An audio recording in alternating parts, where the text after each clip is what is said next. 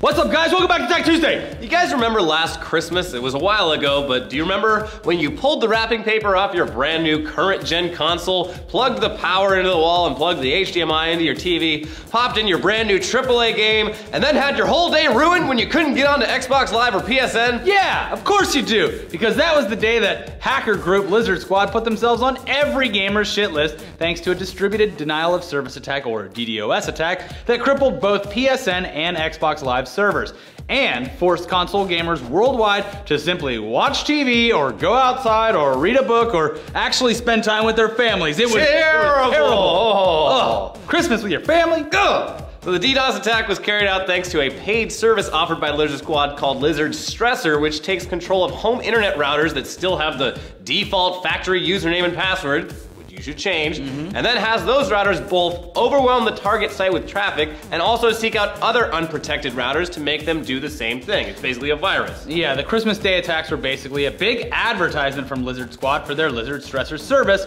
letting people know that, hey, all you gotta do is hand over some bitcoins to us and point us towards a site you don't like and we'll fuck their shit up. Hell, we won't actually do shit. Our code and a bunch of unsuspecting home routers will do all the work, but whatever. Yeah, it's a service. Yeah. They just put the gears in place. They facilitated it. Yeah, so since then, people who always wanted to take down a website but didn't know how have paid Lizard Squad using their Lizard Stressor service to do it for them. And now 6 such individuals have been arrested in the UK for using Lizard Stressor in a national crime agency operation called Operation Vivarium. Ooh, sounds sinister.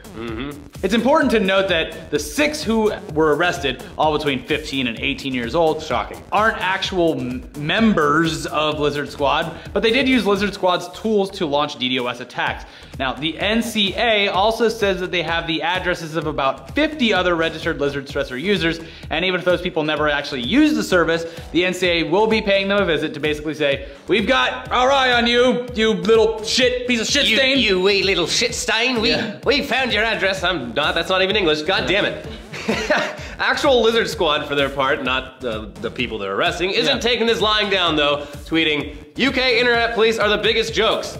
Because of these raids, we're tempted to just set up a free version of Lizard Stressor to piss them off. Due to the recent raids, we're gonna start operations back up again. Expect more soon. And sure enough, early Tuesday morning, the NCA's website, nationalcrimeagency.gov.uk, was taken down by a DDoS attack for over 2 hours. So, this isn't the end for Lizard Squad, but also certainly isn't the end for the NCA's crusade to take them down. Yeah, they kind of kicked a hornet's nest there. Yeah, I feel like they did. So, it's interesting that it's all happening in the UK. Like, there hasn't really been any big arrests here in the US, but these fucking English kids, fucking rains 300 days out of the year, can't do anything. The US loves it because when they DDoS a website, the website has to buy more server space and security for their website, so it's like this, they're actually doing capitalism's work for themselves over here in the US. Like, oh, they ruined that, so they have to spend more to not let that happen again. That's why the US is just like, conspiracy. I don't know, we can't figure it out. But anyway, moving on from DDoS hacking, which isn't real hacking, to actual hacking, we've got a few follow-up footnotes to last week's Tech Tuesday story about the big Ashley Madison hack that exposed a bunch of private user data from the Infidelity Ding service, as well as mountains of internal communications between Ashley Madison employees. Noel Bitterman, or Biterman, or Spider-Man, CEO of Ashley Madison's parent company, Avid Life Media, has resigned. And not only that, but according to a bunch of leaked emails, Biterman was engaging in a bunch of affairs on his own, despite previously stating that he was perfectly happy with his wife and kids and would never personally cheat. So, shocker, the CEO of a site where dudes try to cheat on their wives was cheating on his wife. Oh, wow. Not only that, but he and his fellow execs were apparently working on a new app called What's Your Wife Worth?, which would allow men to rate each other's wives on a scale of 1 to 10 and also attach a dollar amount to them. Classy. And then also, as we said last week, the site was basically a giant sausage fest full of men and very few actual women, with thousands of female bots inhabiting the site trying to trick men into paying for credits. Gizmodo went through all the leaked data and determined that the number of female bots, or engagers as they were referred to internally, was at least 70,000, and they actually had a pretty complex system in place to make sure that the bots messaged men often, but didn't bombard them or all send the same messages at the same time. I put way more research into that than anything else. At one point back in 2011, Ashley Madison actually turned off bots in Canada for about a year and saw a pretty big nosedive in profits in the ballpark of around $20,000 to $50,000 a week. So the bots were definitely a big moneymaker for them, despite being shady and dishonest. But it's hard to feel bad about users getting cheated when they were themselves trying to cheat, so it's just a big... It's a big circle of everyone fucking each other in the ass and cheating. So they also found out that out of all categories of users, women, gay, and lesbian users actually had the most success on the site thanks to Ashley Madison's bot developers not really giving a single shit about those users and not creating any homosexual or straight male bots. Yeah. So that's interesting. Yeah. Sounds pretty bad for Ashley Madison, right? Well, not according to Ashley Madison, who said in a press release that they are still growing and that in the past week alone, hundreds of thousands of new users have signed up for the Ashley Madison platform, including 87,596 real women. Yeah, they also refuted all of Gizmodo's claims about the bots, but rather than provide any evidence about any of this that they're saying, they just said, we invite everyone to visit our website or our app and make up their own mind. Sure. Yeah, so okay. Sounds like they're doing great. But moving on to apps that are mostly inhabited by real human beings, Instagram just said fuck it to one of the most fundamental aspects of their photo sharing app. Since its launch, Instagram photos were forced to be square, a throwback to the instant film cameras of the past like Polaroid, which all took square photos. Yeah, of course, that didn't stop people from downloading third-party apps to add borders around their portrait or landscape photos to make them fit inside the square, so... I just screen cap it and crop it. So finally, Instagram has given in and photos and video added to the site no longer need to fit inside their old square template. Now, while fans of Instagram's old retro approach might be disappointed by this news, Instagram really stopped being a retro camera simulator when they added a shitload of editing tools a couple years back, basically giving users the same amount of post-processing options as any other photo editor, plus videos. Yeah, like it stopped being original Instagram once they added that. I'm like, oh, okay. Well, so I can just bring back the old Instagram. I can just adjust like everything after the fact. It's just a social media site. Yeah. Who cares? I liked the aesthetic originally though, although it got out of hand. That was back when it was head-to-head between Instagram and Hipstagram. Oh yeah! Whatever happened to them? Well, whatever.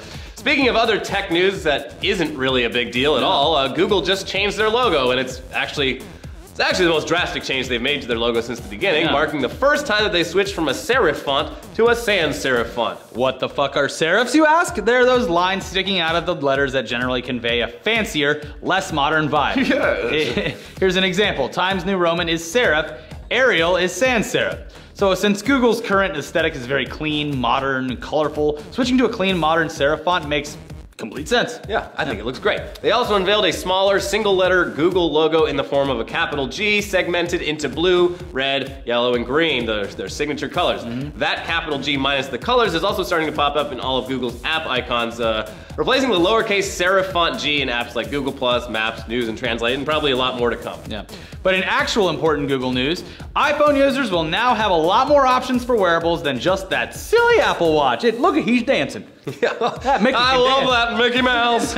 Because the next generation of Android Wear watches will support iOS. This is great. Yep. Even though I don't have an iPhone, this is great for all of you people that do. You're not trapped anymore, or at least not fully. So it'll only be available for iPhones running iOS 8.2 and up, so iPhone 5 and onwards. And the only Android Wear watch currently on the market to have iOS support is the LG Watch Urbane, which came out back in May and is the latest Android watch to come out. Yeah, well, they have a whole slew of them. Yeah, they're leaked pictures and everything. So the possibility of Android Wear working with iOS was revealed somewhat on accident by Chinese hardware maker Huawei in an Amazon listing last week. But it looks like it wasn't a huge leak after all because Google has already rolled out an Android Wear app on the iOS store, so... Yeah, so they were good to go.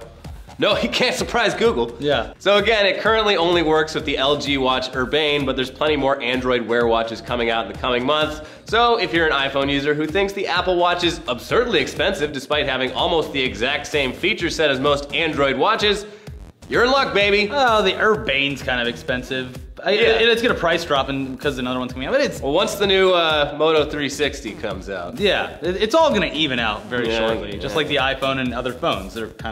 They reached a plateau. But in other good news for consumers, Amazon Prime just made streaming TV and movies available offline which is a fucking game changer and a huge challenge to Netflix streaming video supremacy, and I'm so happy they did it because I want everyone to follow suit. This means that the next time that you're on an airplane or a subway, or you just don't want to run up your data streaming video over 4G, you can download stuff to watch ahead of time and have it stored on your phone or tablet to watch later. Yeah, this basically makes digital rentals from Amazon pointless if you have a Prime account, since for under $10 a month, you can download as many Amazon videos as you want directly to your device if they're available on Prime Video. Right, we travel a lot, and we spend a lot of time in airports, on planes, and in hotel rooms, all of which can have, and usually do have, absolute shit internet that prevents video streaming. So this is definitely something that we'll be trying out. Your move, Netflix. Yeah, seriously, Narcos came out Friday. I wish I could have watched it over the weekend on the plane and flights and all that. Every time I go on a plane and I actually want to see something, I have to do a video rental for like $4 from like iTunes or Google Play or whatever. And it's always like last minute, so like I'm in the airport trying to download it on airport Wi-Fi. God, get on this plane in like 10 minutes. Anyways, finally, as proof that two-wheeled personal transportation devices are evil and part of a Skynet-like master plan by the machines to take over the world, here's a video. It was so good last week. Here's a video of Usain Bolt, the fastest man in the world, being attacked by a rogue Segway after winning at the 200-meter event at the World Athletics Championships in Beijing. It almost had his career ended right now. I know, career ender by robots. Just the thing, it just took off with like a mind of its own. No, it didn't. He hit something. He hit something. Well, we'll never know the real explanation. No, we do. The guy was driving the scooter it, and he wasn't paying attention. The scooter, his protocols were overridden by Skynet. It was like, take out his ankles. No. Take out Usain Bolt's ankles. He's gonna be too powerful once we do the man-machine war. He's just gonna run away too fast, so take out his ankles. That's not what happened at all. That's what happened. The stupid guy operating the camera wasn't paying attention and hit something. Usain Bolt's supposed to win the next Olympics, and they sent back a machine back in time to cripple his legs. All right, guys, check out our new episodes. We have a new podcast with Ed Skrine from Transporter Refueled and Deadpool, and we also have a news dump where we went to the Playboy Mansion, so you're gonna want to see that. Yeah, bye. You will.